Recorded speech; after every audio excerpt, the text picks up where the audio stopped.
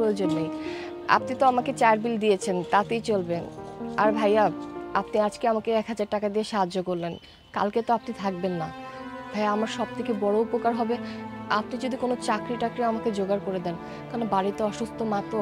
আর চার দোকান করলে না মানুষজন অনেক বাজে বাজে কথা বলে। বাহ, আপনি তো দেখছি অনেক সৎ মানুষ। আচ্ছা ঠিক আছে, আমি চেষ্টা করব। ঠিক আছে, ভালো থাকবেন। আচ্ছা ওয়েট, আপনি না স্প্যানিশ ভাষাটা অনেক ভালো পারেন। আপনি অন্য জায়গায় কেন, আমাদের অফিসেই তো চাকরি করতে পারেন। আমাদের আসলে যে দোবাসী লোকটা রেখেছি ও সবসময় অফিসে আসে না, আমি খুব ঝামেলার মধ্যে থাকি। আপনি কিন্তু চাইলে আমাদের অফিসে চাকরিটা করতে পারেন। তা তো ভালো কথা স্যার, কিন্তু একটা সমস্যা আছে। আসলে আমি তো এখনো ভার্সিটিতে পড়তেছি, আমার এখনো ভার্সিটিটা কমপ্লিট হয়নি।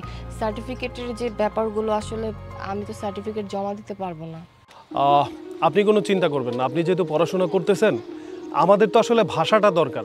আপনার যখন পড়াশোনাটা কমপ্লিট হবে তখন আপনি আপনার সার্টিফিকেটটা সাবমিট করে দিন। আর এই যে রাখুন আমার কার্ড, আপনি সময় মতো অফিসে চলে আসবেন কালকে সকালে, ঠিক আছে? থ্যাংক ইউ সো মাচ, আপনি আসলে অনেক ভালো একজন মানুষ। আমি অবশ্যই কালকে সকালে চলে আসব, আর সার্টিফিকেটগুলো অবশ্যই আমি জমা দিয়ে দেব। আচ্ছা ঠিক আছে, ভালো থাকবেন। আল্লাহ হাফেজ।